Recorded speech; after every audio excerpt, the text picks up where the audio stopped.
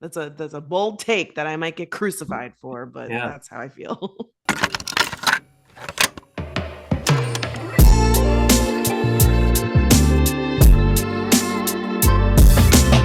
Hi, welcome to the guest list with Patrick Hicks. Today I am joined by comedian, actress, accidental activist Franchesca Ramsey. Is that fair to say? Is that Yeah, a I good think that, I descriptor? mean, you did your research. That's a great introduction. You wear so many hats. It's almost like comedian is not really all encompassing of everything you do, but like you kind of have to name off a bunch of different things. Yeah, mostly I've been saying TV writer, actress, content creator, and I feel like those kind of encompass a lot. I feel like people might know you from a lot of different things. I know you from Decoded on MTV. Yeah, I loved that show. thank But I you. think a lot of people might know you on TikTok from doing the Leopards Ate My Face song. Yes. You've managed to like go viral a bunch of times for a bunch of different things. Like, how do you keep doing it? Yeah. Oh, thank you for saying that. I think the thing I remind people about going viral is it's just not something you can really prepare for. It's a little bit Yeah. of luck, and timing and persistence. And I've just been on the internet a really long time. And so I think I've just gotten really good at speaking internet in the sense that when I have something that I'm interested in or I see something that's trending, my brain automatically is like, oh, here's a good way to attack this. And then I just go for it. And I've just been really fortunate that people still care almost 20 years later. Yeah, I think maybe people don't realize. I think I've seen some of your videos on TikTok where people are like, "And who are you? Like, you haven't done Yo. anything." And you're like, "All right, well, I know. Well, I'm gonna listen." it's interesting because um to your point about like, people on TikTok being like, oh, I think it's also just like a generational thing. Like I've had that before where you see a popular song or an actor and you're like, wow, I love them. And your parents are like, you don't know who that is? I grew up on that person. So with Right. TikTok, it happens a lot, and it's equal parts like confounding but also a little flattering. I'm like, yeah, the kids know who I am, and they have no idea that I've been here for quite a long time. I think it's also just a great reminder that like fame is relative, and I Very personally true. never describe myself as famous. Like I don't think of myself that way. But I often stumble upon someone's content and then you go to their page and they have millions of followers and you're like, I've never heard of this person before. I know. It happens all the time. It's so weird how segmented our society is now. Yeah, it's true. Do you ever get recognized? Oh, I get recognized all the time. Yeah. And it's funny because my writing partner, who is like my one of my best girlfriends, she's not super online. And Hmm. so whenever it happens, she's always like, I forget you're somebody. And then we'll be somewhere and someone's like, oh my God, I'm so sorry. I just want to say I love your content. I'm like, oh yeah, hi. Or a thing that happens to me a lot is people will be like, do I know you? Do we know each Mm. other? And I'm like, I don't think we do. And they're just, and I'm it's like a weird thing where I don't want to be like, you probably know me from the internet. I just have to kind of wait for them to figure it out Yeah. or for someone to say it. No, that would be so awkward if you were like, you know me from this, and then they're like, oh no, actually, I've never seen your videos. I don't know who you are. They're like, no, I think we went to high school together. I'm like, oh, you're right. All right, so speaking of high school, let's get into your childhood and start making this playlist a little bit. Yeah. Where did you grow up? I am from West Palm Beach, Florida, born and Okay. raised. And man, I gotta tell you, working on these songs was so fun. Like Good. I was like going down memory lane. And it's funny that I picked this song because it came through kind of like a backwards way. I often will reference songs in conversation with people Hmm. and then go down the rabbit hole that way. So I was talking to my friend who's about to start second semester of teaching, and I said it's going to be better the second time around. And I went second time around, always, and I was like, oh, I love that song. So I looked it up. It's Shalimar, Hmm. and it led me to another one of their songs, "A Night to Remember." And I just remember being in middle school. My parents were always listening to oldies, and that was a song that like both my parents loved, I loved. It's like really swinging, and it's just like fun. And yeah, it just makes me think of like driving to school and listening to oldies. Oh, I love it. Yeah, I love that Shalimar, they somehow like keep staying relevant. Like they got referenced in Yeah, the Chappelle show, like the Prince sketch, and then they have hits. I went down yeah. the rabbit hole. They also had "Make That Move Right Now, Baby." It's just like everything you just like want to do a little two step and a shoulder shimmy. It's just like it's just such feel good music.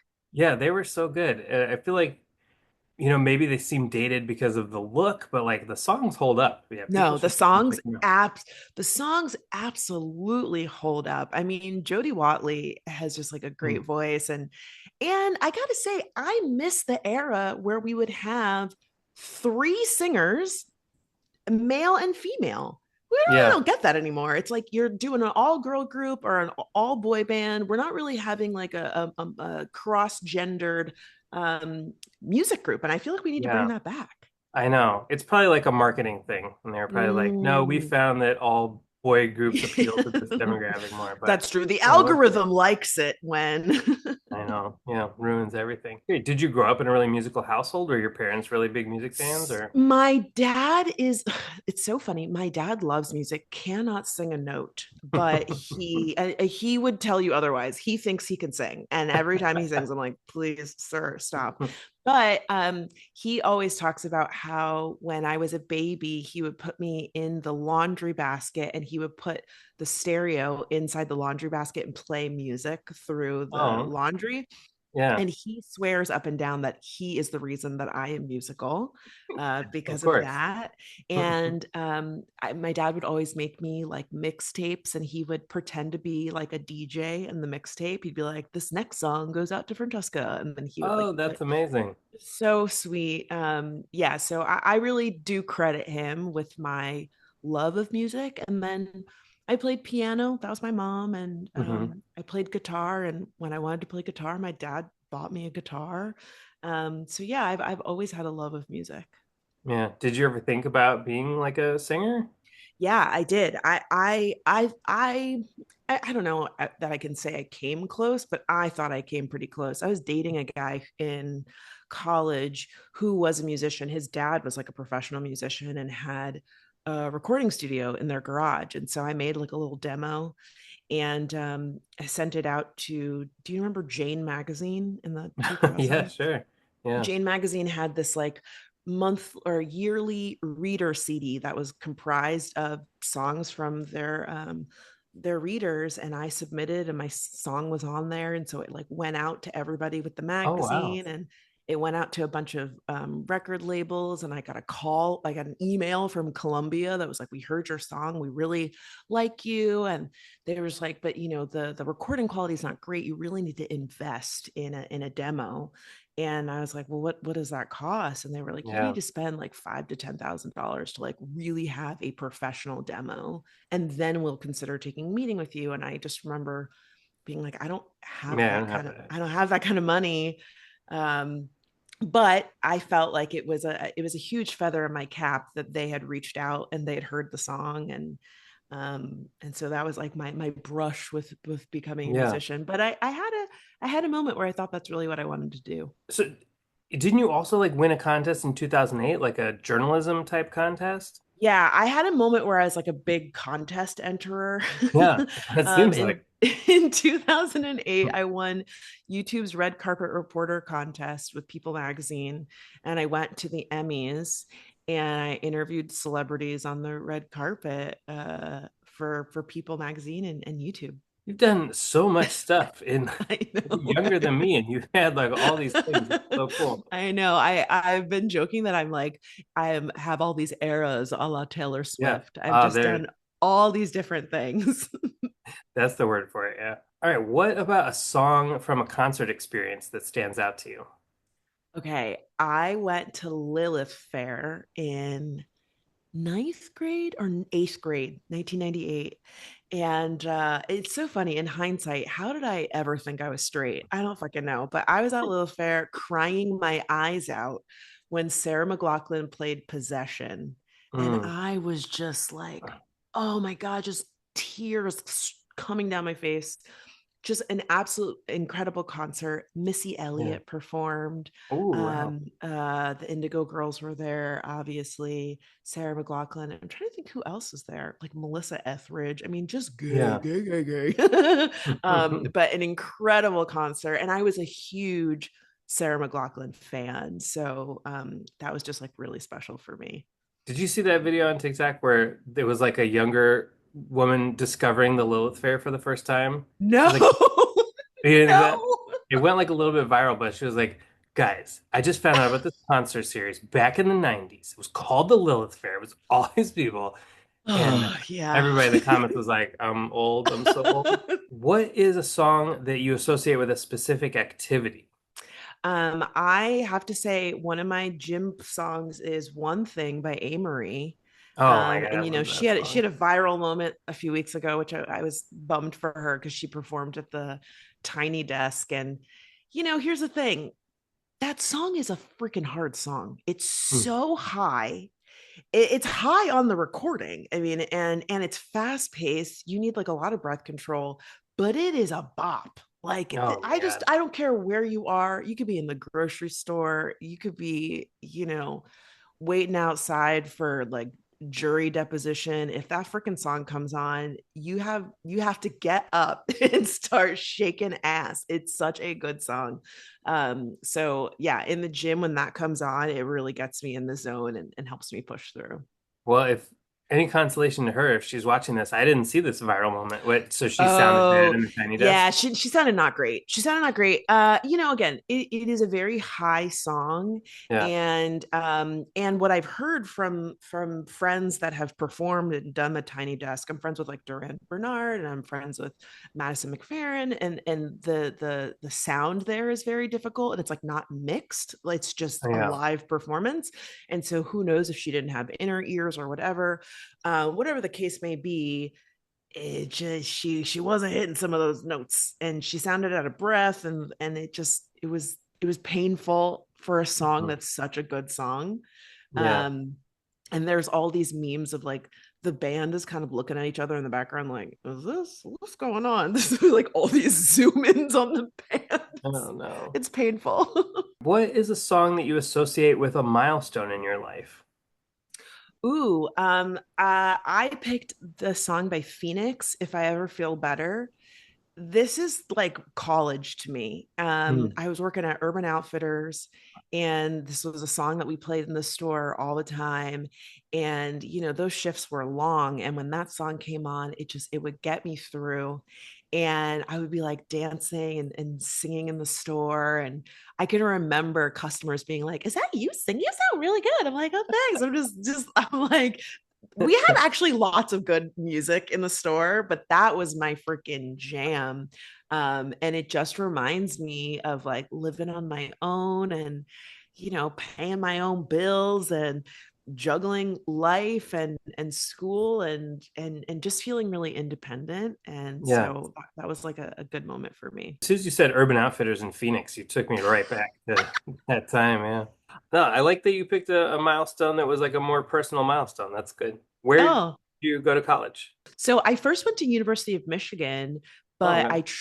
I was in an acting program at Michigan, and then I transferred and went to the Art Institute in Miami, which doesn't exist anymore.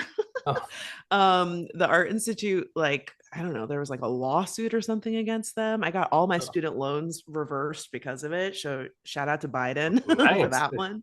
That's But yeah, amazing. I moved back to Florida, and I was living in Miami when I was working at Urban Outfitters. So yeah, I had like two extreme experiences. I had like the traditional Big Ten school football school experience in the acting program, and then I Yeah. had like an art school experience in South Florida, which is, you know, where I'm from. And then you went on to be a graphic designer after college? Yeah, so my degree was actually in graphic design, or my undergrad's in graphic design. And I worked for the city of Miami Beach as the communications manager. And then I moved to New York, and I worked at Maybelline in the package department. Some of my hits include Baby Lips, lip gloss. And then I worked at Ann Taylor in the like displays in the Yeah. home office. So my job was helping to come up with the designs of the windows for all the stores across the United States. And so I was like retouching Demi Moore's face and Wow. working working That's on so like cool. putting sweaters on stuff. And then that's where you were when the shit white Yeah. girls say to black girls video hits. Yes, I was working at Ann Taylor, and no one at Ann Taylor knew that I made YouTube videos. It was just kind of like a side hobby. Yeah. And yeah, I was at work when it was going viral, and I was crying at my desk, and my coworkers were so confused. They're like, "What is wrong with you?" And I was like, "I have a viral video." And they're like, "What does that mean?" Like, Were they this happy was tears or at this Oh point? yeah, they were Okay. happy tears. They were happy tears. They were overwhelmed tears. At that time, I still got every notification came through my phone. I mean, I had never Mhm. had a video. I think I did 1 million views in like half a day, which for context, that Crazy. happens all the time now, but like this was Not on 2012. YouTube. That Yeah. it didn't really happen on YouTube like that. And so I used to get every comment would come to my inbox, every comment would come up on my phone. So I was getting thousands of comments, and my phone was just like short circuiting, and my inbox just exploded. I got my very first agent. I auditioned for SNL. I did Anderson Cooper. I did NPR. I did a special on MTV. Like my inbox was just going nuts. And Yeah. I was struggling with how to process what was happening while also like trying to do my job. So it was a lot. How quickly did all that happen? Like Oh my in a God. So space of so a week? quickly. I uploaded, I had really slow internet. And so I used to steal my neighbor's internet. And so I would have to wake up early and upload before I went to work because videos would take so long to upload at the time. And I was stealing someone's internet. So I uploaded before I got on a train. I had like a 45-minute commute from Queens to Times Square, which is where our office was. And then when I got to work, I would upload videos and put them on like private, and then I would fix everything. So I got to work and I added the thumbnail and all the whatever. So I don't know, that was like nine something. And then by lunch, I had 1 million views. And I was like, what the fuck is going on? And by the end of that week, I think I had like 5 million. And it continued to grow. It sits at about 12. I still make about like $300 a month off of that video, which is Really? crazy. Wow. Yeah, people still watch it. That's so Yeah. funny. Yeah. What was the SNL audition like? How did it Oh go? God. I fucking bombed. I was not ready for that at all. I Yeah. mean, I started as a stand-up, but I stopped doing stand-up a few years into moving to New York because I was working these long hours as a designer. I was sometimes at work till 9, 10 o'clock at night, and I couldn't manage that and doing stand-up. So I really pivoted to YouTube. And for that reason, when I got called in for SNL, I was just like really out of practice being in front of a live audience. And I did like one class at UCB. I was up there with people who had been preparing their whole lives for this SNL audition. And Right. the SNL audition is very specific. It was at a club with an audience. This is like the first round before you Hmm. potentially get moved to like the private with Lauren. And it's a character showcase. And so every other person's characters were like, I'm Tom Hanks on his first day as a mailman, like very SNL. And Yeah. my characters were like, I was like, here's Britney Spears. Oh baby, baby. I was like, I could just do some. I was just like, I'm doing some impressions. Here's my grandma. Like I had Yeah. no setup. I just didn't know what I was doing. I didn't have an agent. I didn't have a manager, like no one to help me prepare. It was just like, here you go. SNL wants you to come in. And of course, who am I to say no to SNL? Right. Yeah, that's great. Um, and I think I was like second to last. Oh God, I had to watch every person go ahead of me and just kill. And I was like, this is fucking insane. I'm really not prepared for this at all. Oh my gosh. So I hope that tape is somewhere and Well, comes out when I actually quote unquote make it. But yeah, it was not of good. course. I was gonna say, I mean, that's how many people have that story. And then when you host, they're like, they show the They clip. show the clip Yeah. like, oh God, I hope not. No, it was very flattering to get called, and it for me was a really good example of you don't want to do something before you're ready. I think a lot Right. of times people are so anxious. It's like, I need this thing to happen. And just the realization of like things happen when they're supposed to. And it's okay to say no to things sometimes. Just be like, this isn't the right fit for me. I'm actually not ready for this. If I could go back, that's what I would do. I had the experience. But yeah, it was just a Yeah. crazy time that a viral video could get you called for SNL. All right. So going back a little bit to crying at your desk, what is a song that makes you emotional? This is a new song by Alex Isley. The song is called Still Wonder. And Alex Isley, of course, her dad is Ernie Isley of the Isley Brothers. Okay. And this song, man, her songs are very like moody and vibey. She has perfect pitch, very like layered harmonies, very cool. But the lyrics of this song are about a relationship that ended, and she's having the feeling of like, I still wonder about you sometimes. And it really gets me because I have that, not necessarily with romantic relationships, but with some Mhm. friendships, where in the song she talks about, it like it was nobody's fault, it just didn't work. And we are in a place where I can't reach out to you. We're just like not there. Right. But I still wonder about you. And every time, and she sounds so fucking good. And I just connect with those lyrics so much because I have some relationships, some friendships where I'm just like, man, I really wonder what happened to that person, and if we could ever pick back up. And I've tried and it just hasn't worked out. And maybe I just can't, don't have the right email address or the right phone number. And it's just, who knows if it'll ever happen again. So yeah, that one really gets me in the feels. What is a song with some of your favorite lyrics?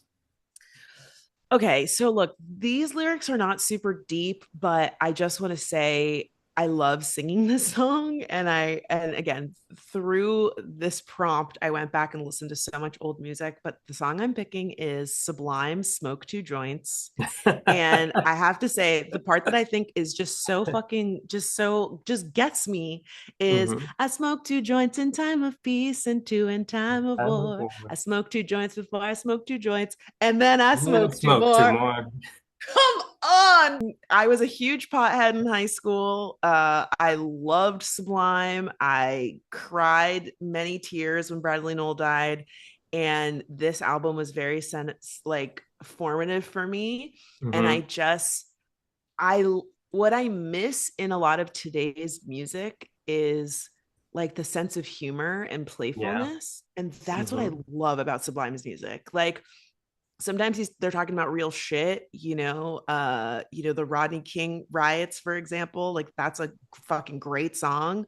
Hmm. um but there's also just this like playfulness of Yeah. like, I'm smoking weed, I'm here with my Dalmatian, I'm here with my boys, like we're drinking, we're having a good time. Like it's just I miss that in music. I feel like everything's so fucking serious now. It was hard to not put this in like my childhood response because this reminds me of like Yeah. driving around South Florida and smoking weed with my friends and skipping school and just like, being at the beach and just like doing a bonfire and being in someone's backyard and sneaking into people's pools, like just feeling like we were like embodying that whole era of music. Just feels really like reckless, and skateboarding and kids who Hmm. like latchkey kids, which I wasn't a latchkey kid, but that music makes me feel like I was.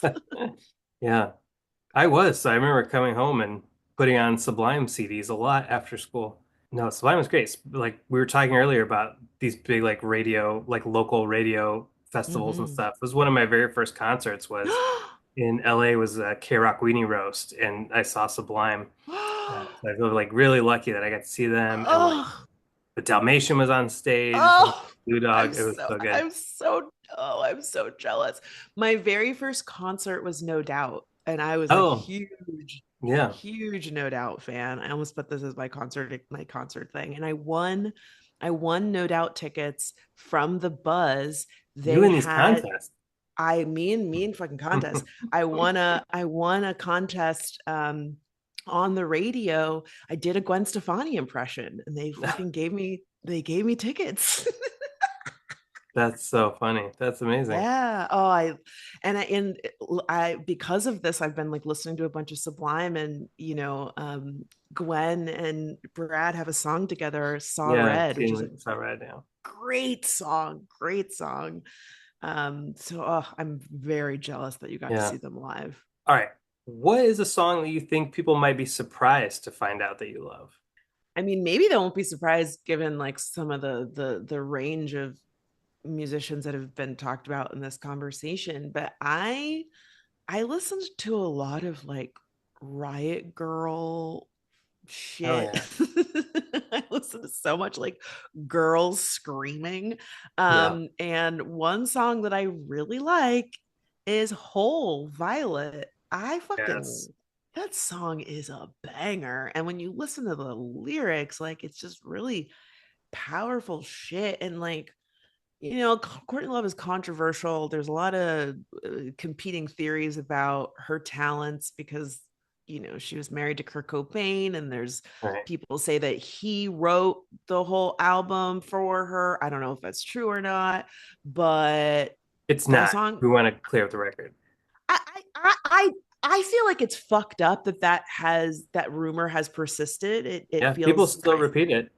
yeah, it feels like a woman could never write Mhm. music that good. um and I know that, like, she's controversial, like Courtney's got a mouth on her. But the music was good. The It music was was awesome. good. Yeah.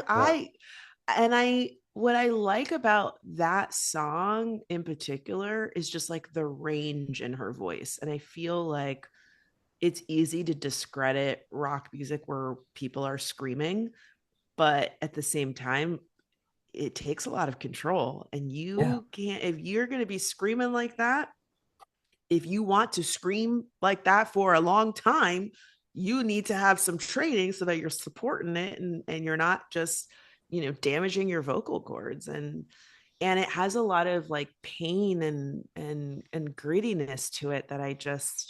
I really enjoy.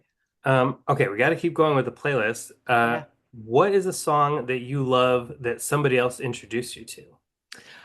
Okay, this is a song from not high school, college, when I was in the art institute. My friend Raymond Gems, his Gems was his like, he was like a graffiti artist, and Gems was his tag.